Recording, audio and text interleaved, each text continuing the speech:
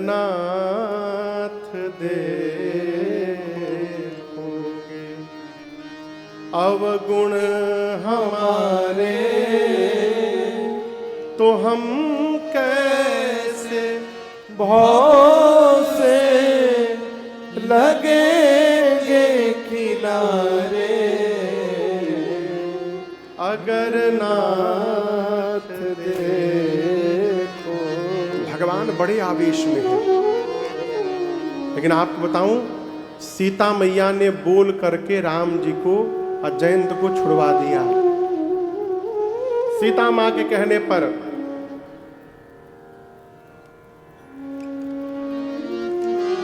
सीता तब चौक पड़ी क्षण में, कवि भैरव चोच गड़ा चरणों में। सब लोक सशोक जयंत फिरा, न मिला अवलंब पड़ा चरणों में। महिजा अपना दुख भूल गई, शरणागत काग पड़ा चरणों में। मां ने भगवान से कहा, भगवान क्षमा इसको करिए, इसका सिर पुष्प चढ़ा चरणों में। प्रभु इसको क्षमा करिए आप। मां ने जब कहा कि प्रभु अच्छा है चाहे बुरा है, मेरी संतान है, आप इसको क्षमा करिए, भगवान ने उसको क्षमा कर दिया। लेकिन आपको बताऊं, इस घटना के बाद राम जी सावधान हो गए। राम जी आगे बढ़े, सुतीक्षण जी से, सरभंग जी से प्रसंग बीच में सुनाया था आपको एक दिन में। अगस्त मुनि के पास गए, अगस्त मुनि ने कहा राम जी से आप पंचवटी में जाके रहिए। राम जी वही नासिक पंचवटी में भगवान पहुंचे। अगले वर्ष जहां महाकुंभ है, अगले साल अगस्त महीने में और सितंबर महीने में नासिक में कुंभ लगने वाला है, सिंहस्थ कुंभ है। समय निकाल कर स्नान अवश्य करिएगा। वहाँ पर 2 जगह लगता है। पंचवटी में वैष्णव संप्रदाय के लोग रहते हैं और श्री त्र्यंबकेश्वर भगवान के पास शैव समाज रहता है। वहाँ कुशावर्त कुंड में नहाते हैं, यहाँ गोदावरी जी में नहाते हैं। तो वही नासिक पंचवटी में भगवान कुटिया बना के रहे। एक दिन सूर्पनखा पहुंची। कौन पहुंची? ये पता है कौन है? रावण की बहन है। नकली चेहरा लगाकर राम जी के पास गई और जाकर शुरू हो गई, तुम सम पुरुष नमो सम नारी, यह संजोग विधि रचा विचारी, मम अनुरूप पुरुष जग माई, देखे खोज लोक देवना, ताते अब लगी रही कुमारी, मन माना कछु तुमहि निहारी। नकली चेहरा बनाकर भगवान के पास गई, जाकर बोली 3 लोक 14 भुवन घूम घूम कर मैं आई हूं, थक गई हूं। न मेरे इतना सुंदर कोई स्त्री मिली, न तुम्हारे इतना सुंदर कोई पुरुष मिला है। हम तुम मिले नहीं हैं, लग रहा है ब्रह्मा जी ने हमको तुमको मिलवा दिया है। चलो शादी कर लेते हैं। 100% तो मेरे लायक तुम भी नहीं हो, लेकिन चिंता मत करो, मैं काम चला लूंगी। बोली आपके पहले, तुमसे पहले किसी पर मेरा मन थोड़ा भी नहीं माना था, लेकिन तुम्हारे पर मेरा मन थोड़ा सा मान गया है। कोई बात नहीं। राम जी सोचे हमसे सुंदर मिलेगा, छोड़ के भाग जाएगी। राम जी बोले हमको का देखी हो, वहीं बगल में मेरा छोटा भाई है लक्ष्मण, कुंवारा है, अहाई कुंवार मोर लघु भ्राता, सुनी की छोटका इनसे ज्यादा सुंदर है। राम जी को छोड़ के उधर चली गई। राम जी बोले सही बोल रही थी। लक्ष्मण जी दूर से पहचान गए कि तो रावण की बहन है, राक्षसी। गई बोली वही बात सब बोली लक्ष्मण जी से, हम तुम मिले नहीं है, ब्रह्मा जी की रचना है, हम तुम मिल गए, चलो शादी कर ले। लक्ष्मण जी बोले क्यों शादी करना चाहती हो, कारण बताओ। बोली हमको रानी बनना है। लक्ष्मण जी बोले हमको जानती हो तुम, मैं कौन हूं? सुंदरी सुन मैं उन कर दासा,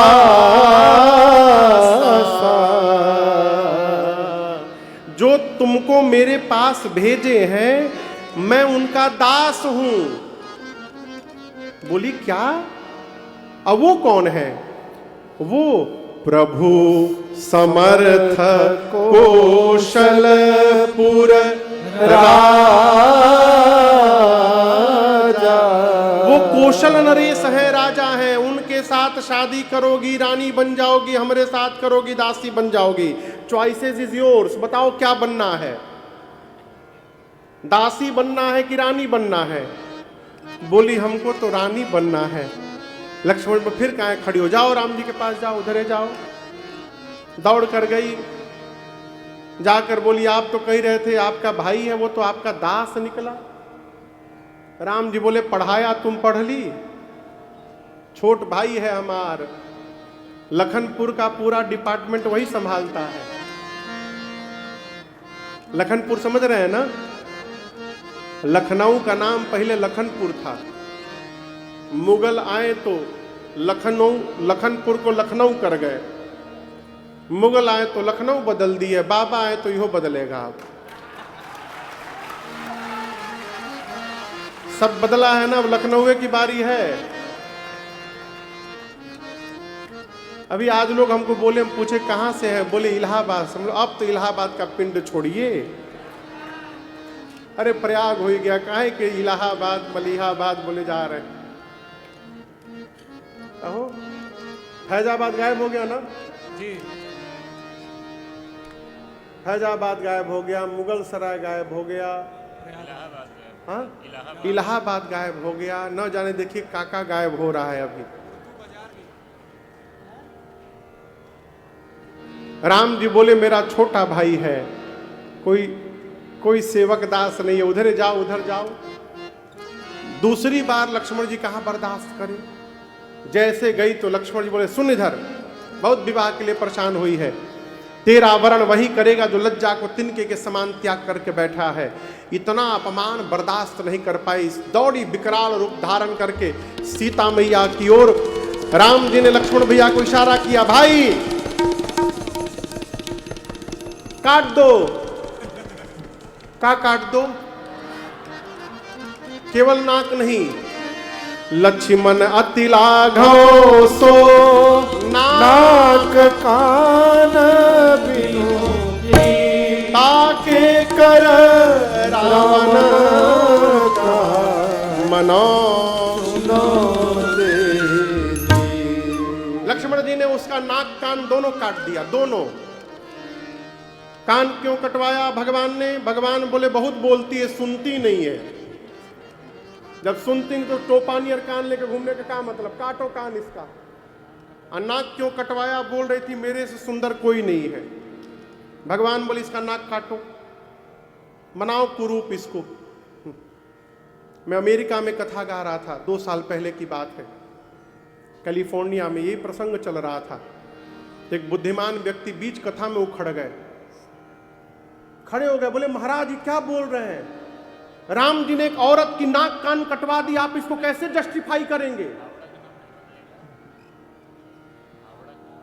हमने कहा अच्छा आप शांत होइए। फिर मैंने उनसे पूछा कि यदि कोई स्त्री बंदूक लेके आपके ऊपर तान दे तो आप उसकी आरती उतारिएगा?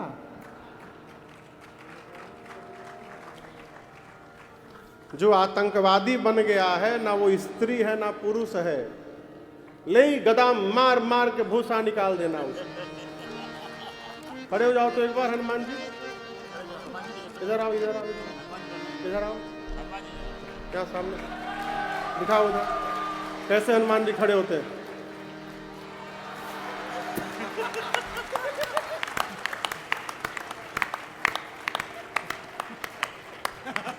हो गया, आप बैठ जाओ। अद्भुत अद्भुत, जय जय। भगवान ने लक्ष्मण जी से उसका नाक कान कटवाया।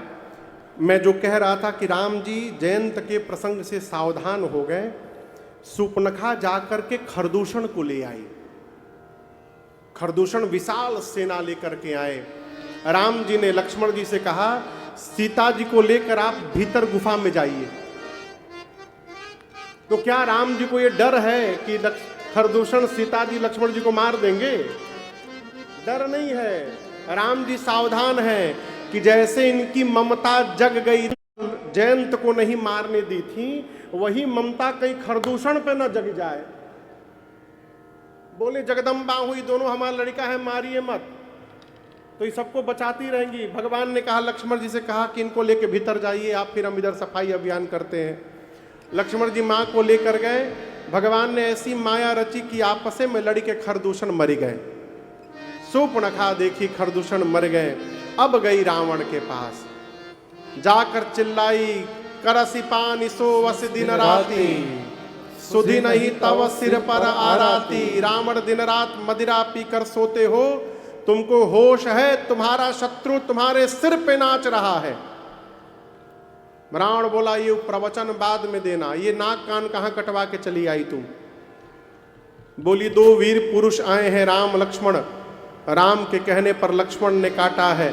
उनके पास एक बड़ी सुंदर स्त्री है, इतनी सुंदर है कि उसको तुम्हारे पास होना चाहिए।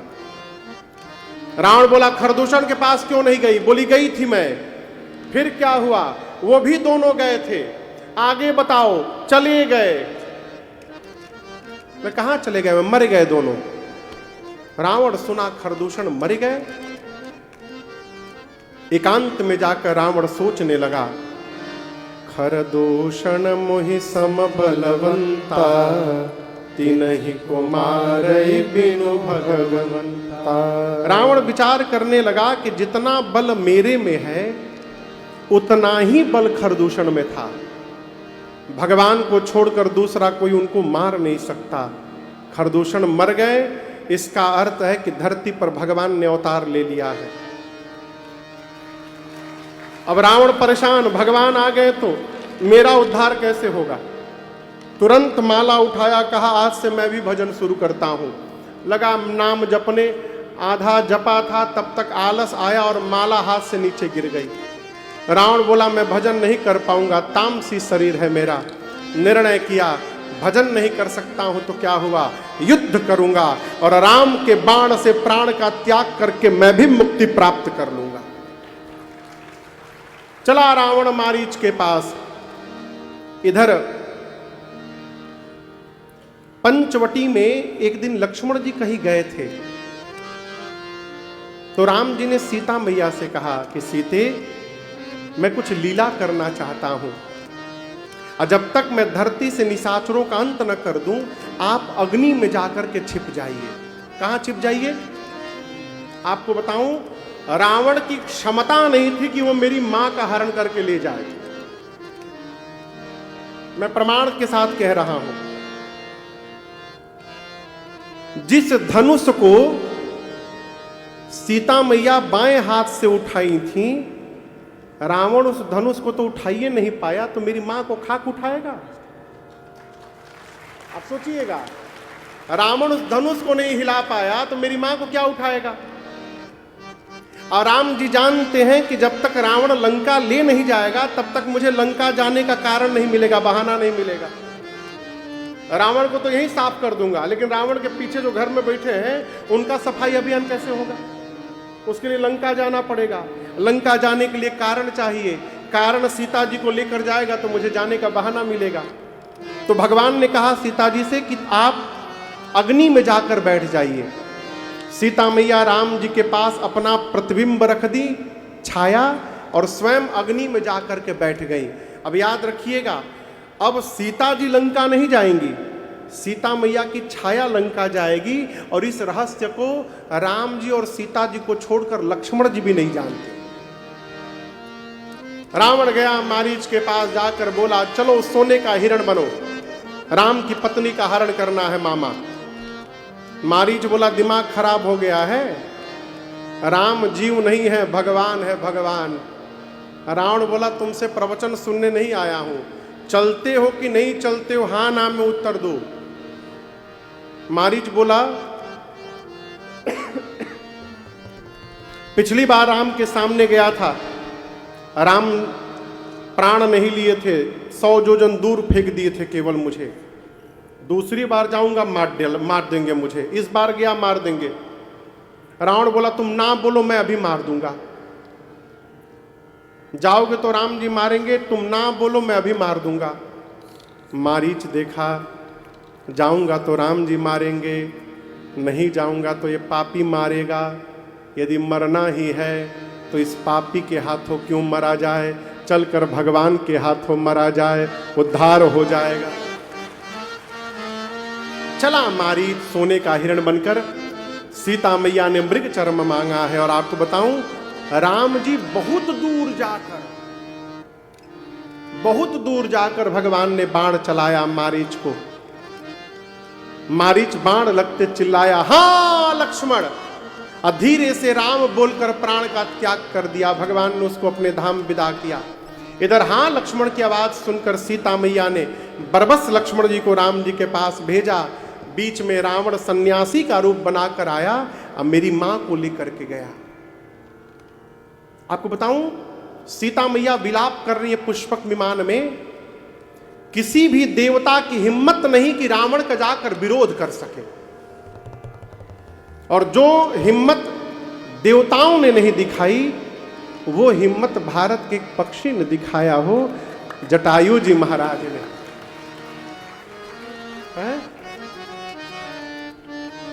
जटायु जी पहचान गए। मां चिल्ला रही थी, जटायु जी पहचान गए।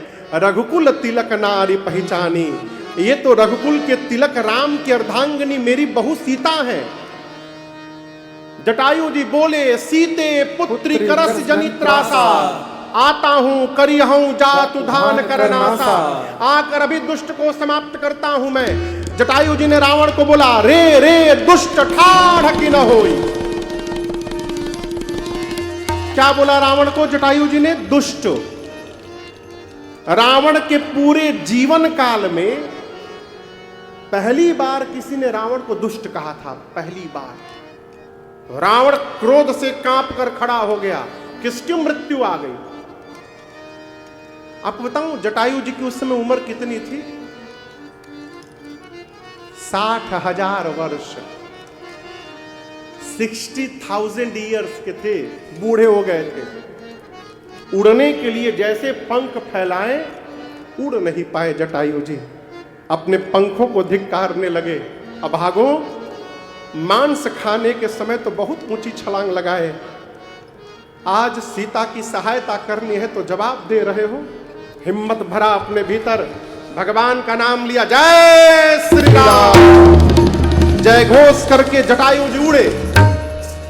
रावण ने देखा, रावण को पहले लगा मैनाक पर्वत आ रहा है, और निकट गए। लगा कहीं गरुड़ पर बैठकर नारायण तो नहीं आ रहे हैं, और निकट गए। तब रावण ने पहचान लिया, ये तो बूढ़ा जटायु आ रहा है। आने दो आने दो आने दो आने दो, कोई बात नहीं, आने दो, ये भी मुक्ति पाने आ रहा है मेरे से। जटायु जी जाकर रावण से बोले, रावण आखिरी बार समझा रहा हूं, सीता को वापस कर दो, नहीं तो राम के क्रोध रूपी अग्नि में पूरा परिवार कीड़ों मकोड़ों की तरह जलकर भस्म हो जाएगा तुम्हारा। वापस करो सीता को। रावण नहीं मारा।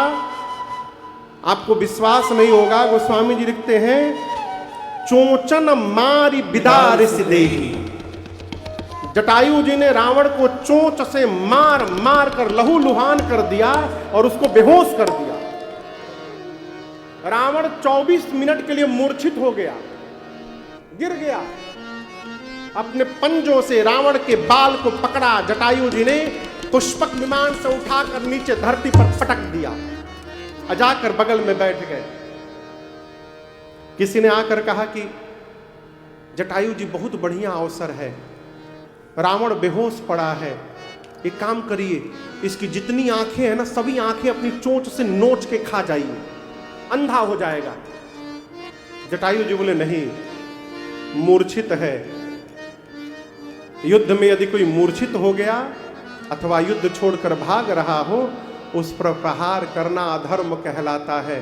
मैं भारत का पक्षी हूं, मैं अधर्म पूर्वक युद्ध नहीं कर सकता हूं। उसने कहा, धर्म अधर्म की परिभाषा बताते रहिए, ये जग गया ना तो दूसरा आपको अवसर नहीं देगा, ये यदि जग गया तो ये आपको मार डालेगा। जटायु जी बोले, अधर्म पूर्वक जीवित रहने से अच्छा है धर्म पूर्वक मृत्यु को वर्ण कर लिया जाए, मैं ऐसे नहीं मारूंगा इसको। और हुआ वही, रावण की मूर्छा गई, निकाला चंद्रहास खड्ग, और उसने जटायु जी के दोनों पंखों को काट दिया। काटत पंख परा खग धरनी, सुमिरि राम के अद्भुत करनी। जटायु जी धरती पर गिर गए, राम राम राम राम जपने लगे। इधर लक्ष्मण जी राम जी के पास जब गए हैं तो गोस्वामी जी साफ साफ संकेत कर दिए हैं कि रघुपति अनुजहि आवत देखी। राम जी ने जैसे लक्ष्मण जी को आते देखा, बाहिज चिंता की। कौन सी चिंता की? बाहरी चिंता, माने नाटक। ऊपर से चिंतित हो गए, भीतर राम जी जान रहे कि काम पूरा हो गया है। उधर दौड़कर भगवान आश्रम में गए। मां से विहीन आश्रम देखकर राम जी बहुत रोए हैं। लताओं से, पत्तों से, झाड़ों से, हिरणों से, हिरणियों से राम जी पता पूछते हैं सीता मैया का। पता पूछते पूछते जटायु जी के पास गए। जटायु जी को भगवान ने गोद में उठाकर कहा, तात आपकी ये दशा किसने बिगाड़ दी? जटायु जी बोले, प्रभु ये गति मेरी रावण ने की है और मैं आपको बताने के लिए प्राण रोक के रखा हूं। रावण ने ही सीता का हरण किया है, दक्षिण दिशा में लेकर गया है। मैंने अपनी आंखों से देखा प्रभु, बहुत युद्ध किया उसको रोकने के लिए। रावण ने मेरे दोनों पंखों को काट दिया। मैं किसी तरह प्राण रोक करके बैठा था कि आपको बता दूं उसके बारे में। अब मुझे विदा करिए राम। राम जी बोले, कुछ दिन जीवित रह जाइए। आपके पास बेटा नहीं है, मेरे पास पिता नहीं है। आपको बेटे का सुख मिलेगा, मुझे पिता का सुख मिलेगा। उसके बाद मैं आपको अयोध्या लेकर चलूंगा और अयोध्या के सिंहासन पर आपका राज्याभिषेक करके मैं जीवन भर आपके पिता की तरह सेवा करूंगा। तात कुछ दिन और जीवित रह जाइए। जटायु जी ने कहा, राम तुम्हारे पिता मेरे मित्र थे। मैंने सुना है मेरा मित्र राम के लिए मर गया। यदि दशरथ राम के लिए मर सकता है तो जटायु अपनी बहू सीता के लिए नहीं मर सकता क्या? मैं सीता के वियोग में प्राण छोड़ूंगा राम। राम जी सुने तो उनके नेत्र सजल हो गए और भगवान ने कहा, तात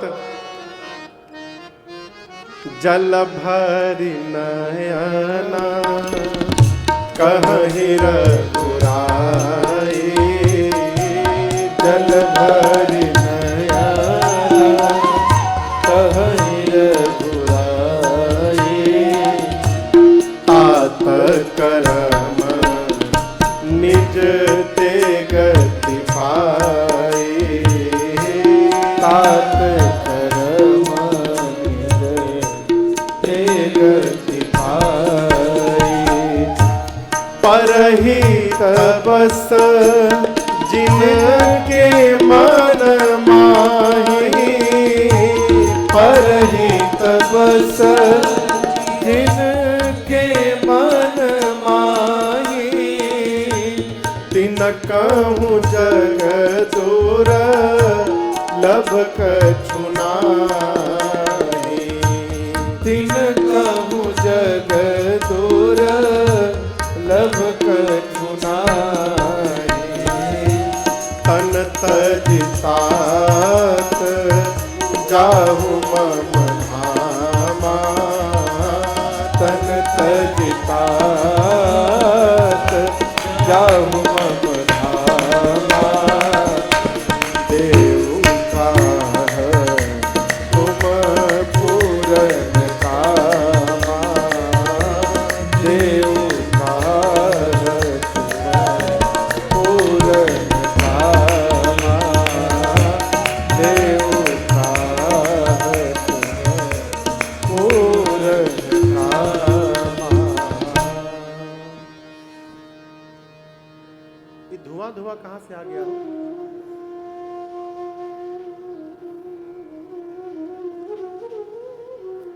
जटायु जी को भगवान ने कहा कि तात जिस मनुष्य के मन में परहित बस जाए उस मनुष्य के लिए जीवन में कुछ भी असंभव नहीं होता। मैं आपको क्या दे सकता हूं? आप शरीर का त्याग करके और सीधे मेरे धाम जाइए। राम जी ने जटायु जी को अपने धाम विदा कर दिया। और आपको बताऊं, जो सौभाग्य राम जी ने दशरथ जी को नहीं दिया, वो सौभाग्य राम जी ने जटायु जी को दिया। जटायु जी का अंतिम संस्कार राम जी ने अपने हाथों से पूर्ण किया है। तेहि के क्रिया जथोचित निज कर कीन्ही राम, अविरल भक्ति मांग करके गीध गयौ हरिधाम। भगवान ने जटायु जी को गति दी, आगे बढ़े। कबंध नामक एक दैत्य को भगवान ने सदगति दी है। और अब राम जी शबरी मैया के आश्रम पहुंच गए। कहां पहुंच गए? शबरी मैया के आश्रम। आप जब छत्तीसगढ़ में जाएंगे ना, तो बलौदा बाजार जिले में एक जगह है शिवरी नारायण। हम लोग वहां कई बार गए हैं। शिवरी नारायण में जो शबरी मैया की जन्मभूमि है, उनकी जन्म स्थली है वो। शबरी मैया का विवाह होने वाला था। विवाह के एक दिन पहले रात को घर छोड़ के भाग गई।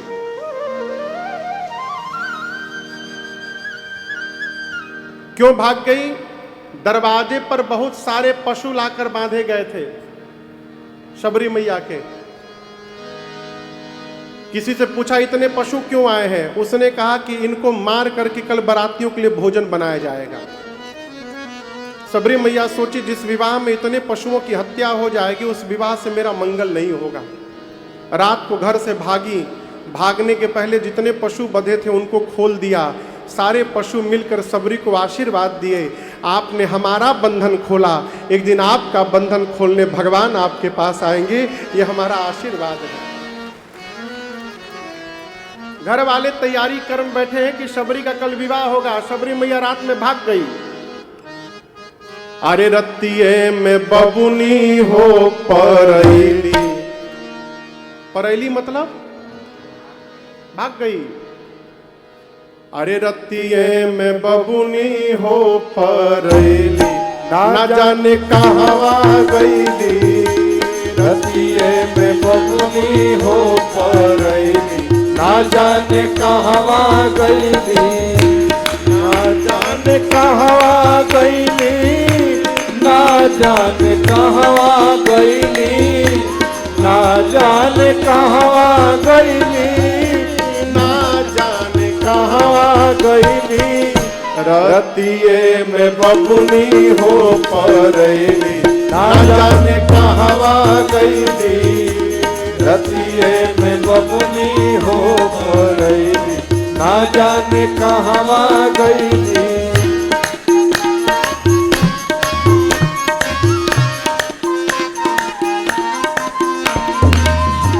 ढेर लोग निकलल खोजे, कई दिन ले रोजे रोजे।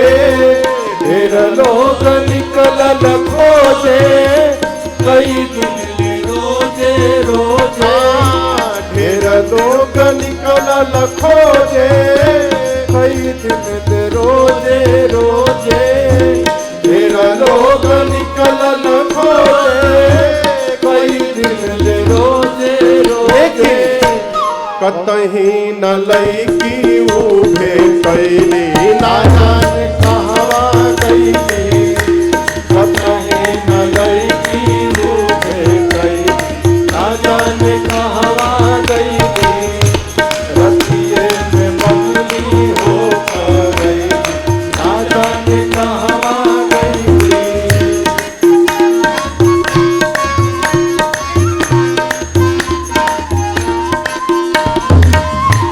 मुनिवर के शरण में गईली, राम जी के भगति पैली। मुनिवर के शरण में गईली, राम जी के भगति पैली। हाँ, मुनिवर के शरण में गईली, राम जी के भगति पैली। मुनिवर के शरण में गईली, राम जी के भगति पैली। पंपा सरोवर में नहैली, ना जाने कहां गईली। पंपा सरोवर में नहैली, ना जाने कहां गईली। रतिये में बबुनी हो परैली, ना जाने कहां गईली।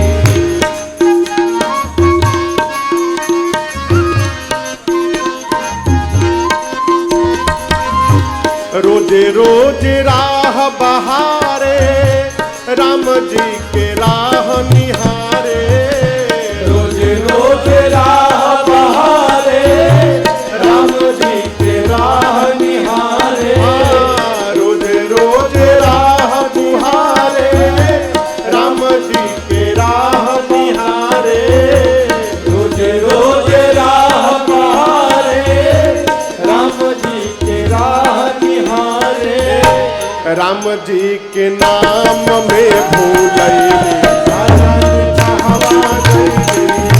राम जी के नाम में भूलई, राजा ने कहवा गई, रतिये में बदली हो गई, राजा ने कहवा गई, रतिये में बदली हो गई, राजा ने कहवा गई। शबरी मैया घर छोड़ के भाग गई, दौड़ कर गई वन में मतंग ऋषि के पास। किसके पास? मतंग ऋषि के पास जाकर सेवा करने लगी। एक दिन मतंग ऋषि ने जाते जाते शबरी मैया से कहा, शबरी, मेरे भाग्य में राम का दर्शन नहीं लिखा है, परंतु बेटी मैं तुम्हारा भाग्य देख रहा हूं। तुमको दर्शन देने के लिए राम चलकर एक दिन तुम्हारे पास आएंगे, यहीं पर आश्रम में राम की प्रतीक्षा करना। उस दिन से शबरी मैया एक ही काम करती थी, राम राम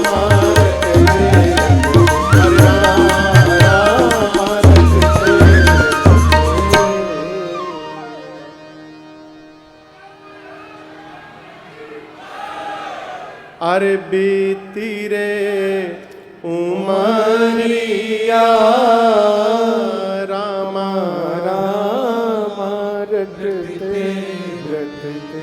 आपको सुनकर आश्चर्य लगेगा, शबरी ने भगवान की 10,000 वर्ष तक प्रतीक्षा की थी। कितने दिन तक? 10,000 वर्ष। 10,000 वर्ष। बूढ़ी हो गई थी। लोग कहते थे तुम बूढ़ी हो गई ना, राम नहीं आया ना, बूढ़ी हो गई तुम। कहती थी मैं बूढ़ी हुई हूं, लेकिन मेरी प्रतीक्षा बूढ़ी नहीं भई है, राम अवश्य आएंगे मेरे पास। एक दिन शबरी मैया बैठी थी, उनको 2 लोग आते हुए दिखाई पड़े कुटिया की ओर। अब दर्शन करिए। शबरी ने गुरु जी से पूछा था कि गुरुदेव, यदि राम जी आ भी गए तो मैं पहचानूंगी कैसे?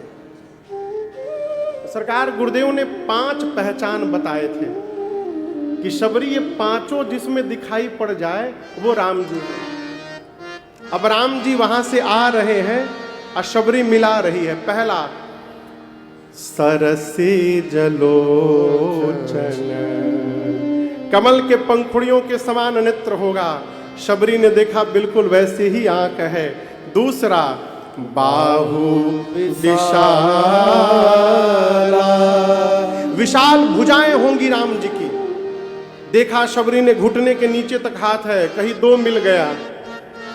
तीसरा, जटा मुकुट सिर, सिर पे जटाओं का मुकुट होगा। शबरी बोली 3 मिल गया, मुकुट भी दिखाई पड़ गया। चौथा, उरबान माला, गले में राम जी बनमाल पहने होंगे। बनमाल उसको कहते हैं जो माला गले से लेकर पांव तक नीचे लंबी हो। 5 प्रकार के पुष्पों से मिलकर बनी हुई माला होती है बनमाल, बड़ी लंबी होती है वो। अभी देखा गले में माला, तब तक राम जी लक्ष्मण जी शबरी के पास आके खड़े हो गए। शबरी ने राम जी से पूछा कि भाई साहब, आप जो माला पहने हैं, इस माला का नाम क्या है? राम जी बोले इसका नाम बनमाल है माई। शबरी बोली 4 मिल गया, अभी 1 बचा है केवल। राम जी बोले कहाँ मिला रही हो? बोले अभी अभी चुप रही, अभी कुछ नहीं बोलिएगा आप। अंतिम गुरु जी हमको बताए थे कि अकेले नहीं आएंगे, श्याम गौर सुंदर दो भाई। शबरी एक सांवले होंगे, गोरे होंगे, दोनों भाई होंगे। शबरी मैया देखने लगी, सांवले गोरे तो हैं, भाई हैं कि नहीं है ये नहीं मालूम। तो तो राम जी से शबरी जी ने पूछा कि भाई साहब ये गोरे वाले आपके क्या लगते हैं? राम जी मुस्कुरा कर बोले, माई ये हमारे छोट भाई हैं, हम वही रघुराई हैं जिनको आप ढूंढ रही हैं माँ, मैं ही राम हूं।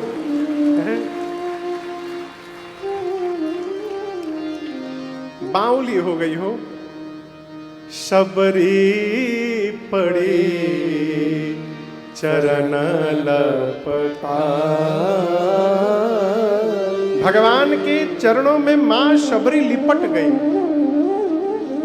10,000 साल से जिसकी प्रतीक्षा चल रही हो और वो अचानक आंखों के सामने आ जाए, क्या गति होगी हो, बावली हो गई। गोस्वामी जी कहते हैं शबरी मैया ने कई बार भगवान को दंडवत किया, कई बार प्रणाम करके उठती थी, भूल जाती थी प्रणाम की हूं कि नहीं, फिर करती थी। फिर याद करने ले गुरु जी बताए थे राम जी आएंगे तो उनको बिठा देना, ले जाकर बिठाई, पांव पखार देना, पांव पखारी, कुछ खिला देना, कंदमूल लाकर भगवान के सामने रख दी, भगवान पाए। आप पूरा प्रसंग पढ़िएगा, शबरी जी ने लक्ष्मण जी की ओर देखा तक नहीं एक बार। कितनी एक निष्ठ है राम जी में, लक्ष्मण भैया की ओर देखा तक नहीं शबरी मैया ने। भगवान कंदमूल फल खाएं, इसके बाद गुरु जी ने कहा था कि राम जी की स्तुति करना, यहीं फंस गई। शबरी मैया बोली हाथ जोड़कर, प्रभु मैं पढ़ी लिखी नहीं हूं, के ही विधिया स्तुति करऊं तुम्हारी, अधम जाति मैं जड़मति भारी। हे प्रभु आपकी स्तुति कैसे करूं, मैं अधम जाति से हूं, जड़मति है मेरी, मैं पढ़ी लिखी नहीं हूं। राम जी बोले, शबरी मैं जाति पाति तो मानता ही नहीं हूं, मानव एक भक्ति करनाता, मेरे लिए भक्ति ही सर्वश्रेष्ठ है। जिसके पास भक्ति हो वो किसी भी जाति का क्यों ना हो मेरा प्रिय है, और ब्राह्मण ही क्यों ना हो, यदि उसके भीतर भक्ति नहीं है मैं उसको कुछ नहीं मानता। और आपके भीतर नवों की नवों भक्ति है। शबरी मैया बोली मेरे भीतर? राम जी बोले मैं बता रहा हूं, तुम देखते जाओ। प्रथम भगति संतन कर संगा, दूसरी रति मम कथा प्रसंग, गुरुपद पंकज सेवा, तीसरी भगति अमार, चौथी भगति मम गुण गण, करई कपट तजिगार, मंत्र जाप मम दृढ़ विश्वासा, पंचम भजन सुवेद प्रकाशा, छठम शील विरति बहु कर्मा, निरत निरंतर सजन धर्मा, सातव सम मोहिमय जग देखा, मोते सदिक सदिक कर देखा, आठव जथा लाभ संतोषा, सपने नहीं देखई पर दोषा, नवम सरल सब सन छलहीना, मम भरोसा ही हरस न दे, नवम सरल सब सन छलहीना, मम भरोसा ही हरस न दे। राम जी ने शबरी मैया को 9 भक्ति बताई। पहली भक्ति जीवन में किसी संत का संग हो जाना। दूसरी भक्ति जो आप लोग पिछले 8 दिनों से बैठ के कर रहे हैं, भगवान की कथा प्रसंगों में प्रेम हो जाना, ये दूसरी भक्ति है। मान रहित होकर सद्गुरु की सेवा करना, ये तीसरी भक्ति। कपट का त्याग करके भगवान का गुणगान करना, ये चौथी भक्ति। विश्वास पूर्वक भगवान के मंत्र का जप करते रहना, ये 5वीं भक्ति है। सज्जनता शीलता पूर्वक अपने कर्तव्य का पालन करते रहना, ये 6वीं भक्ति है। सबको एक समान देखना और संत का सम्मान भगवान से अधिक करना, ये 7वीं भक्ति है। धर्म पूर्वक जितना लाभ हो रहा हो उसी में संतुष्ट रहना, और सपने में भी किसी के दोष की चर्चा न करना, ये 8वीं भक्ति है। और राम जी कहते हैं शबरी, जीवन में सरल हो जाना, सहज हो जाना और मेरे भरोसे हो जाना, ये 9वीं भक्ति है। यही 9 प्रकार की भक्ति है।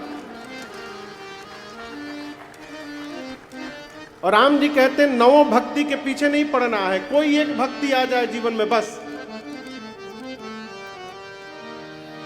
9 में से एक भी भक्ति जिसके पास है, राम जी कहते हैं वो मुझे अतिशय प्रिय है। शबरी, आप में तो 9 की 9 भक्ति विद्यमान है। सीता के विषय में कुछ जान रही हैं आप? शबरी मैया ने कहा, प्रभु मेरे गुरुदेव ने कहा था राम जी जब सीता जी के बारे में पूछें तो कह देना कि राम जी आप पंपा सरोवर जाइए, वहाँ सुग्रीव जी से मित्रता होगी और आपका सब काम सुग्रीव जी पूरा कर देंगे।